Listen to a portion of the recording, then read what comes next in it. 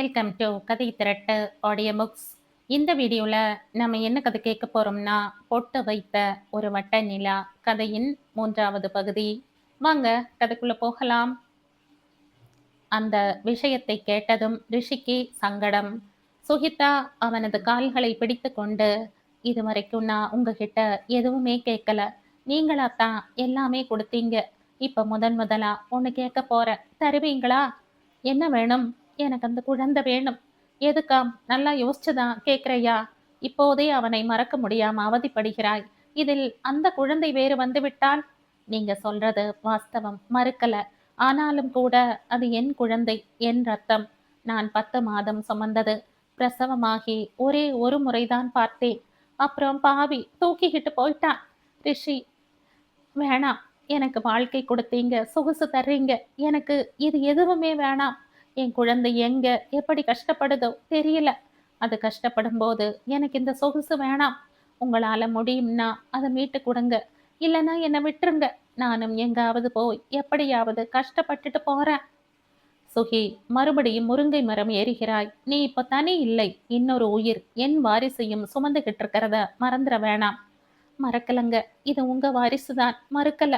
இத சேதம் இல்லாம நிச்சயம் பெற்று தருவேன். ஆனா ஒரு விஷயம் யோசிச்சு பாருங்க. ஒரு தாய் வயித்துல பிறந்த ஒரு குழந்தை செல்வத்தோடையும் இன்னொன்னு அனாதை விடுதலையும் வாழணுமா? அதுக்கு நாம என்ன பண்ண முடியுமா?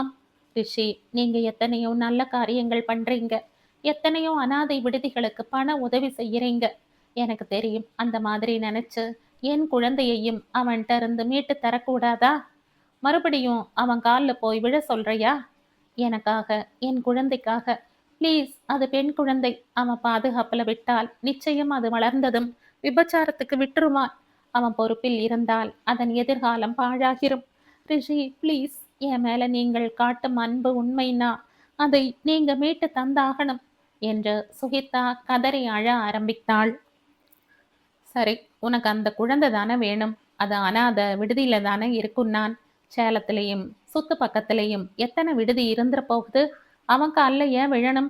நாமே நேர்ல போய் அவர்கள் ஒவ்வொரு விடுதியாய் அலச ஆரம்பித்தனர். மேடம், சூசன்னு சொல்லி ஒருத்தன் பெண் குழந்தை ஒன்றை இங்க சேர்த்திருக்கானா? என்ன வயசு இருக்கும்? 3. நீங்க யாரு? குழந்தையோட பெற்றோர். குழந்தையோட பேர் என்ன? அது வந்து வந்து என்னம்மா பெத்தவங்கிற உனக்கே குழந்தையோட பேர் தெரியாதா? அப்புறம் எந்த நம்பிக்கையில குழந்தையை காட்டுறதாம் என்று எல்லா இடத்திலுமே விரட்டப்பட்டனர். சுகித்தாவின் நிலைமையை பார்த்து ரிஷி கவலைப்பட்டான். இந்த விஷயம் அம்மாவுக்கு தெரிந்தால் அவங்களும் கூட வாடி போவார்கள். அதற்கு முன்பு ஏதாவது செய்தாக வேண்டும். சுகி, உனக்கு உன் குழந்தை தானே வேணும்? ஆமாங்க. சரி, இன்னும் 4 மணி நேரம் அவகாசம் கொடு. அவன்கிட்ட பணத்தை வீசிட்டு அதை மீட்டு வரேன். என்னால உங்களுக்கு எவ்வளோ சிரமங்கள். நான் அன்னைக்கே செத்து போயிருந்தால் யாருக்கும் எந்த பிரச்சனையும் இருந்திருக்காது. சரி சரி, மறுபடியும் ஆரம்பிச்சிராத. அன்று மாலை ரிஷியும் சுகித்தாவும் சூசனுக்காக போஸ் மைதானத்தருகே காரில் காத்திருந்தனர். சரியாய் 5 மணிக்குத்தான் குழந்தையை கொண்டு வருவதாக சூசன் சொல்லி இருந்தான். மணி 6 ஆயிற்று. அவனை காணவில்லை. 7. போஸ் மைதானத்தில் அரசு பொருட்காட்சி நடந்து கொண்டிருந்தது. ஆங்காங்கே கட் அவுட்கள், வண்ண விளக்குகள், ஸ்பீக்கர், அலங்கார ஜொலிப்புகள், இரைச்சல், ஜனங்களின் ஆர்ப்பரிப்பு. சுகித்தாவுக்கு நேரம் ஆக ஆக பயம் எழ ஆரம்பித்தது. ரிஷி, அவனை காணமே. குழந்தையை கொண்டு வருவானா? வருவான், பணமாச்சே. என் குழந்தையை அவன் சேதப்படுத்தாம தருவானா? என்னால நம்பவே முடியல ரிஷி. அந்த குழந்தை செத்து போச்சுன்னு அவன் மட்டும் இல்ல, நர்ஸும் சொன்னாங்க, டாக்டரும் சொன்னார்.